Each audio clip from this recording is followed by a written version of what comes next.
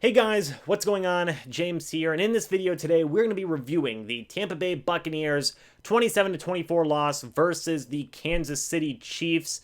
Really up and down game. The Buccaneers dug themselves into a massive hole in the first half. It was 20-7 by the end of the first half. They came back. Chiefs only scored 7 points in the second half. Buccaneers ended up with 17, but it was not enough to dig themselves out of the hole that they had created for themselves in the first half, unfortunately. I do want to say this is the third game now out of the past 4 that the Buccaneers have lost. So in the past 4 games, they are 1-3. That's got to improve, but positive is that the Buccaneers are going into the bye week now, so they will have a little bit of rest in regards to that. But let's start talking about some of the good and some of the bad from this game. The first player that I want to highlight is going to be outside linebacker Shaq Barrett, who finished this game with 3 total tackles, 1 sack, 2 quarterback hits, as well as a forced fumble. That fumble was recovered by Will Golston. Not a bad day for Shaq Barrett at all, in my opinion. Also, I want to say Jason Pierre-Paul, 4 total tackles, 1 sack, 1 tackle for loss, and 1 quarterback hit.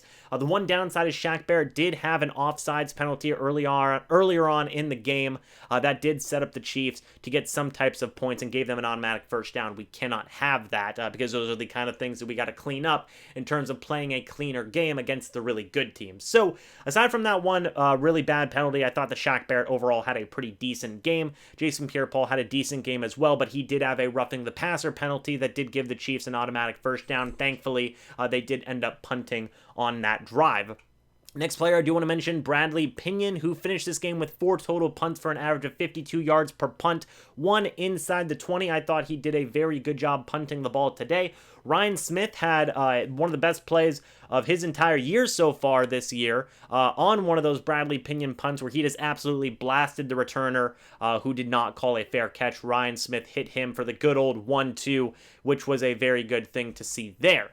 The next thing that I want to mention here is going to be, Rob Gronkowski, who did finish this game with 6 catches, 106 yards, no touchdowns, but on 7 targets. Not a bad game at all by Gronk. Hopefully he gets more worked into the offense after the bye week and they go ahead and reshuffle some things and reset some things on the offensive side of the football. Ronald Jones had a really good game today. 9 rushes, 66 yards. He also had 1 catch, 37 yards, and a touchdown. So he did have 100 total scrimmage yards on the day today. They should have ran with him more, but as I said earlier, they dug themselves quite a deep hole in the first half, so they really couldn't run the ball that much, but he did have success when he did get the ball in his hands. So good job to Ronald Jones for that, especially in that receiving game, getting a 37-yard touchdown there. Hopefully that is a sign of things to come.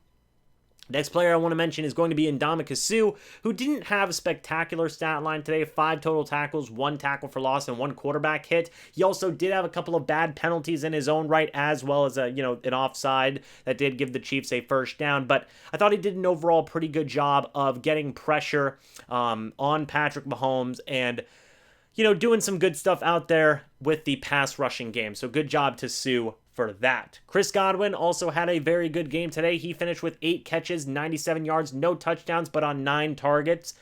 He almost caught everything thrown his way. So good job to Chris Godwin for that. And finally, guys, in terms of the good, Mike Evans today, 3 catches, 50 yards, 2 touchdowns. He had 9 targets today, but overall, I thought he had a good game with the 2 touchdowns. I will take those every single day of the week. You guys know this. Last person I want to mention, Tom Brady. I kind of put him somewhere in the middle. 27 of 41, 345 yards, 3 touchdowns, 2 interceptions. The first interception that he had bounced off the helmet of a Chiefs player. I don't know if that's a situation where he needs to throw the ball a little bit higher. I don't know if that's, where maybe he threw it too low. Maybe it was just a freak thing. I don't know. But that was a kind of a wonky interception there. The other interception that he threw, I'm trying to remember what it was. I can't remember what that other interception was off the top of my head, but just from what I remember from the live stream chat, a lot of people were, I do remember what it was. It was a deep ball to, I believe, Scotty Miller that was picked off. Now, there were some people who were saying that Scotty Miller should have fought for the ball more. I'm not too sure. That one I'm going to have to go back and keep an eye on, but I would say the one that bounced off the Chiefs player's helmet, that one is definitely a little questionable as to why, if that is Tom Brady's fault or not. You could definitely make more of an argument to say that it would not be his fault. But the Scotty Miller one, I'm going to have to go back and see what happened there. Because just from what my initial viewing of it, it looked like the defender just beat Scotty Miller in coverage. He had the leverage against Scotty Miller, and it's tough for a guy like Scotty Miller to fight for a ball like that whenever the cornerback's got that much leverage on him. Just kind of my thoughts there. But overall, besides those 2 interceptions, Tom Brady played a pretty good game. I thought that he played very good for, what it was worth minus those 2 interceptions. But now let's start talking about some of the bad. The first thing I want to mention is tackling. Tackling was not good in this game. They were missing multiple tackles on a lot of Chiefs offensive players. It was very frustrating, both in the receiving game and a little bit in the running game as well, but it was most apparent in the receiving game. Guys like Travis Kelce, Tyreek Hill, McCoy Hardman, among others, were just spinning out of and, breaking and shedding tackles left, right, and center. I'm talking about everybody. Levante David, Devin White especially, the secondary. Everybody was missing tackles at so many different points. Nobody is really excusable there. You have to make your tackles on defense. That's pretty much priority number 1, especially with a team like the Chiefs, because they can get yards after the catch like nobody else. So you had to have secure tackling. The Buccaneers, unfortunately, for a good chunk of the game, could not do that. Now, they cleaned it up a little bit in the second half, but that first half was not good. Another thing I want to mention here is the safeties in the first half. And again, in the second half, they did clean this up. But in the first half, there was very little safety help in terms of coverage on some of these wide receivers. Somebody I will talk about here in a minute, you would figure that a guy like Tyreek Hill would have been double covered. Was not the case. It seemed like the safeties, I don't know if they were out of position. I don't know if it was play calling. I'm not sure what was happening, but, there wasn't a lot of safety help in the first half on Tyreek Hill, and it showed. I mean, he had over 200 yards in the first quarter, for goodness sakes. Now, after that, he was kept pretty much in check for the rest of the game. But, I mean, you had to have double covered him pretty early on, and they just didn't do that, basically throughout most of the first half. So that was a big glaring need there. But again, I don't know if that was the safeties being out of position, or I don't know if that was the play calling. Let me know your guys' thoughts about that in the comment section below. But I also want to take a look at Carlton Davis, who got smoked by Tyreek Hill for most of the game. In that first quarter, over 200 receiving yards in the first quarter. I have not seen that in a long time. But at the same time, while Carlton Davis, this is arguably the toughest matchup he will ever have in his entire life, as Tyreek Hill is one of the fastest human beings in the entire world. I mean, that's a fact. Tyreek Hill is one of the fastest human beings in the entire world, and Buccaneers just kind of left him with Carlton Davis one-on-one. You can't do that. That's not going to work, and it showed. Tyreek Hill burned Carlton Davis multiple times. I'm not necessarily mad about Carlton Davis. I'm more just disappointed and feel bad for him, because he was left on an island one-on-one with Tyreek Hill multiple times. Yeah, Tyreek Hill, fastest, one of the fastest guys in the world, is going to beat you on that. There's not a lot of people who can go one-on-one with Tyreek Hill. I would challenge you guys to tell me who could. So that's just kind of my thoughts on that. If Jamel Dean was out there, maybe it would have been a different story, but that's a tough matchup for any cornerback in the NFL going up against Tyreek Hill. I don't care who it is. But point is that Carlton Davis did get burned a lot in that first quarter. But after that, again, Tyreek Hill was generally kept in check. Last thing I kind of want to mention here, guys, is overall coaching.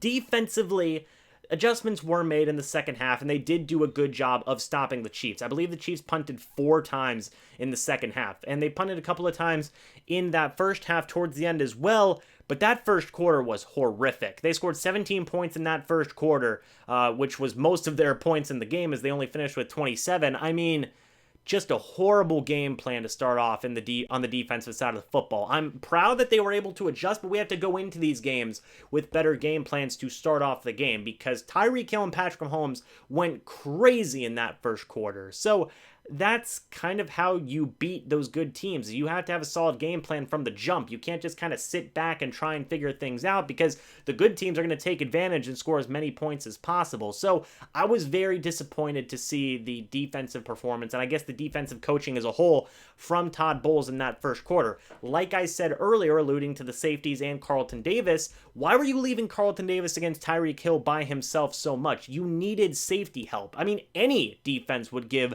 their cornerback safety help against Tyreek Hill. The Buccaneers did not do that for a long point to start the game, and there were consequences to that. There should have been double coverage on Tyreek Hill every single play. in this game from the start. And that did not happen, and that's a mistake in my opinion. Again, I don't know a lot about coaching in the NFL, but that was a mistake. Also on the offensive side of the football, it was rough until the fourth quarter, I believe, in terms of offensive play calling, just moving the offense, scoring 10 points through 3 quarters. You can't have that happen. And I've seen a lot of people debate a lot of different things of, Tom Brady needs to take control of this offense. It's BA's fault. It's Byron Leftwich's fault. It's Tom Brady's fault. I don't care whose fault it is. This needs to be better from top to bottom. The offensive efficiency needs to be better from top to bottom. I don't care whose fault it is. If it's Byron Leftwich's fault, if it's Bruce Arians' fault, if it's Tom Brady's fault. It's probably a combination of all 3 of those guys a little bit. And I don't think that is an insane thing to admit. But pointing fingers, blaming stuff, all these different types of things, it's probably a combination of all 3 of those guys. Okay? I mean, that's just the facts. So the Buccaneers offense does need to improve regardless of the circumstances, regardless of whoever you're going to blame. The point is that this offense needs to improve. 7 points in the first half is not going to cut it against a team like the Kansas City Chiefs or whoever the Buccaneers play in the playoffs. They have to have more consistency with offense, and they have to start games better. Okay, and that's from Bruce Arians to Byron Leftwich to Tom Brady. They have to start these games off better to have a better chance of winning. They can't be playing from behind like this. Otherwise, they're going to have a lot tougher of a chance to win the game. That is facts. So whether you're, saying it's Byron Leftwich's fault, whether you're saying it's Bruce Arians' fault, whether you're saying it's Tom Brady's fault, doesn't matter at the end of the day because everybody needs to improve as a whole to get this offense moving and start clicking together. That's how you improve. So that's just kind of my thoughts on that. They need to start better on offense to start these games. But, guys, that's really going to be it for this review. Leave me your thoughts about this, everything that I mentioned down in the comments section below.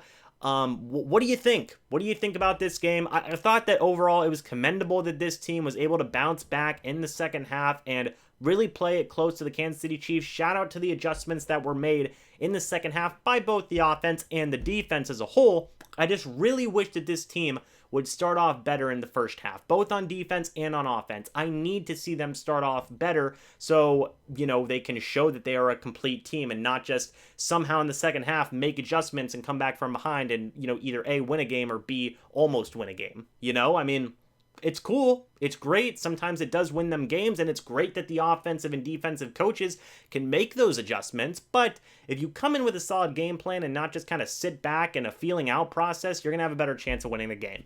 That's my thoughts. Kind of a small ramble over. Let me know your thoughts about everything that I mentioned down in the comment section below. And I will see you guys in the next video or the next live stream. But until then, and as always, guys, goodbye for now. Let's all enjoy the bye week. I've got some fun content coming out soon for you guys.